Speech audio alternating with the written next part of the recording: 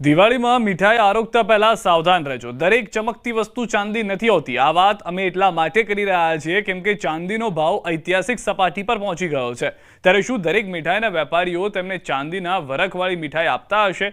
તેવો સવાલ ઊભો થઈ રહ્યો છે કે માર્કેટમાં મળતી ચાંદીના વરખવાળી મીઠાઈ વેપારીઓને કેવી રીતે પોસાય છે? તે એક મોટો સવાલ છે. ત્યારે તમે જે મીઠાઈ ખાઈ રહ્યા છો તે ક્યાંક નકલી તો નથી ને? તો ચાલો જાણીએ શું છે ચાંદીના વરખની ખરી હકીકત વિશે.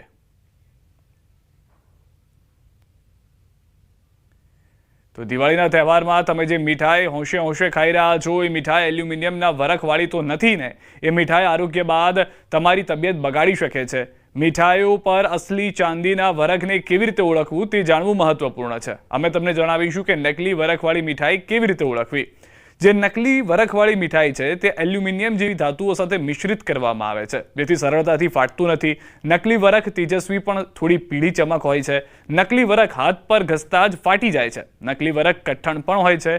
નકલી વરખને સળગાવતા તે બળી જાય છે. તો આ પ્રમાણે તમે જાણી શકો છો કે તે નકલી છે કે અસલી. તહેવારોની સિઝનમાં નાગરિકોના સ્વાસ્થ્યને લઈને એએમસીની ટીમે બિકાનેર સ્વીટ માર્ટની દુકાન ચેકિંગ કર્યું. ત્યારે આ દરમિયાન અમે આપને બતાવીશું કે મીઠાઈ કઈ રીતે તૈયાર કરવામાં આવે છે. દરેક દેખાતી પીળી વસ્તુ સોનું નથી હોતું. એ જ રીતે દરેક દેખાતું સિલ્વર એ ચાંદી નથી હોતું. એક તરફ ચાંદીનો જે ભાવ છે એ ઐતિહાસિક સપાટી પર પહોંચ્યો છે, ત્યારે આ વખતે જે મીઠાઈ છે તેમાં જે રીતે ચાંદીના પરખની જે મીઠાઈ સૌથી વધુ ખવાતી છે, મેં ખાસ કરીને કાજુ કતરી, એ દરેક નાનાથી લઈને મોટા માટે એ પસંદ હોય છે એ કાજુ કતરી. પરંતુ આપ જોઈ શકો છો કે ચાંદીની વરખ છે તેમાં પણ અલગ અલગ પ્રકારની ચાંદીની વરખ આવતી હોય છે. તેમાં પણ એલ્યુમિનિયમ હોય, અનેક ડુપ્લિકેટ વસ્તુ ઉપયોગ થતી હોય છે, કારણ કે ચાંદીનો જે ભાવ છે તે સતત વધી રહ્યો છે.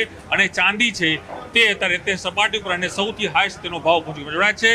ફૂડ અધિકારી મહેન્દ્ર સર, જે વાત કરીએ, તમારા હાથમાં જે ચાંદીની વરખ જે જોવા મળી રહી છે, ખરેખર આ ચાંદીની વરખ શું હોય છે? ખાવા માટે કેટલી ફાયદાકારક હોય છે? અને જે ડુપ્લિકેટ જો આ ચાંદી મળે તો કેટલી હાનિકારક આ ચાંદી હોય છે? મ્યુનિસિપલ કોર્પોરેશન દ્વારા હાલમાં દિવાળીના તહેવારોમાં મીઠાઈનું વધારે પ્રમાણમાં વેચાણ થતું હોય છે. જેના અનુસંધાનમાં અમદાવાદ મ્યુનિસિપલ કોર્પોરેશનની ફૂડ વિભાગની ટીમ દ્વારા અલગ અલગ મીઠાઈ બનાવતા, નમકીન બનાવતા, બેકરી પ્રોડક્ટ બનાવતા જે કારખાના અથવા વેચતા વેપારીઓ છે ત્યાં હાલ ચેકિંગ હાથ ધરાઈ રહ્યું છે. અને જરૂર જણાય તો ત્યાંથી નમૂના લેવાની પણ કાર્યવાહી કરવામાં આવી રહી છે. હાલમાં એક્ઝામ્પલ તરીકે કાજુ કતરી છે, કાજુ રોલ છે, એમાં ચાંદીના વરખ વપરાતા હોય છે. ચાંદીના વરખનો અત્યારે ભાવ છે એ હાઈ સપાટી પર છે, જેના કારણે વેપારીઓ જો ડુપ્લિકેટ વરખ વાપરતા હોય તો એની સમયે કોર્પોરેશન લાલ આંખ કરી રહ્યું છે. જો ચાંદીનો વરખ છે આપણે જ્યારે હાથથી મસળતા હોઈએ, સમજાવો અમને કઈ રીતનું જે ગ્રાહક પણ ચાંદી આજે કાજુ કતરી લેવા જાય સાહેબ, તો ત્યારે એને શું કાળજી લેવાની છે તરફને માપી શકે કે આ ખરેખર ઓરિજિનલ સિલ્વર છે? જો ચાંદીનો વરખ જ્યારે હાથમાં લઈને આમ તમે જ્યારે મસળતા હોય અને એ જ્યારે છૂટો થઈ જતો હોય, એકદમ છૂટો થઈ જતો હોય તો એ ઓરિજિનલ છે. અને જ્યારે એની ગોળ જો પિંડી બનતી હોય તો એ ઓરિજિનલ ચાંદીનો વરખ નથી. એ આપણે નરી આંખે જોઈ શકીએ છીએ. ઓકે, એટલે ચાંદી જે રીતે આપણે જ્યારે કોઈ વ્યક્તિ ગ્રાહક જ્યારે પોતાનું સ્વીટ લેવા માટે પહોંચે ત્યારે એને બે વસ્તુ ખાસ ધ્યાન રાખવાની હોય છે કે જે ચાંદીની વરખ હોય છે તે પોતે જ્યાં ઘરે પોતાના હાથે ટેસ્ટ કરી શકે. એટલે ફરી મારા દર્શકોને બતાવશો કઈ રીતે એ વ્યક્તિ જેને એ પારખી શકે કે તમે જે લઈ રહ્યા છો તે મીઠાઈમાં કેટલું સિલ્વર છે. કાજુ કતરીની ઉપર જે વરખ લગાવવામાં આવે છે એને હાથમાં લઈ અને આ રીતે તમે જ્યારે મસળશો તો એના પાર્ટિકલ છે એકદમ છૂટા પડી જશે.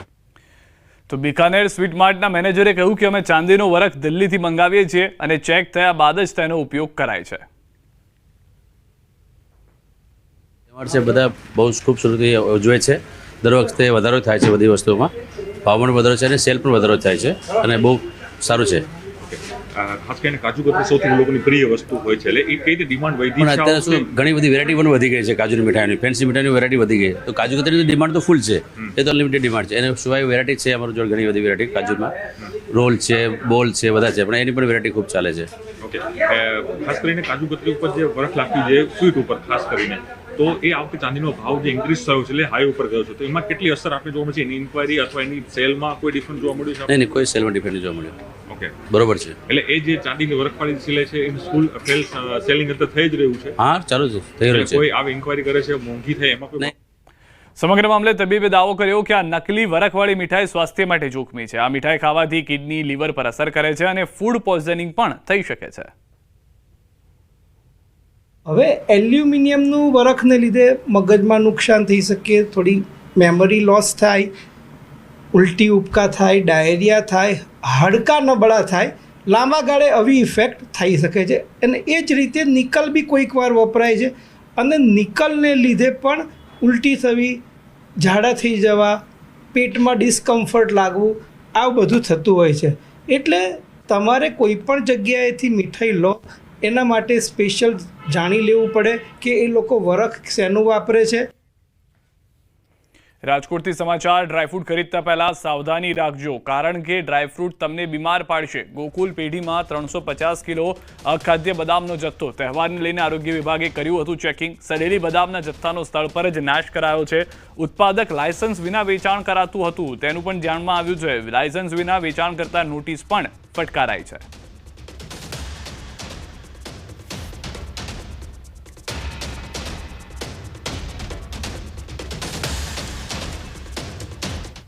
અને સમાચાર ઉપર નજર કરીએ. વલસાડ જિલ્લાના પારડી નજીક અમદાવાદ મુંબઈ નેશનલ હાઈવે પર અચાનક ટ્રકમાં આગ લાગી. વાહનોની અવરજવર વચ્ચે જ ટ્રકમાં આગ લાગતા દોડધામ મચી ગઈ. બનાવની જાણ થતાં જ ફાયર બ્રિગેડની ટીમ ઘટના સ્થળ પર પહોંચી આગ પર કાબુ મેળવ્યો હતો. ઘટનામાં કોઈ ઈજા કે જાનહાનિના સમાચાર નથી, પરંતુ આગ લાગવાનું કારણ હજુ સુધી અકબંધ છે. અંકલેશ્વર નજીક નર્મદા મૈયા બ્રિજના અંકલેશ્વર છેડે કોવિડ સ્મશાન પાસે મહિલાએ નર્મદા નદીમાં છલાંગ લગાવવાનો પ્રયાસ કર્યો, પરંતુ સદનસીબે સ્થાનિક નાવિકોએ તેને પકડી રાખતા તેનો જીવ બચી ગયો. આ અંગેની પોલીસને જાણ કરવામાં આવતા પોલીસ કાફલો ઘટના સ્થળે પહોંચી મહિલાની પૂછપરછ હાથ ધરી. મહિલાનું કાઉન્સેલિંગ કરતા જણાવાયું હતું કે પોતે જીવનથી કંટાળી ગઈ હોવાથી આપઘાત કરવા આવી છે. હાલ પોલીસે તેના વાલી વારસાની શોધખોળ હાથ ધરી છે.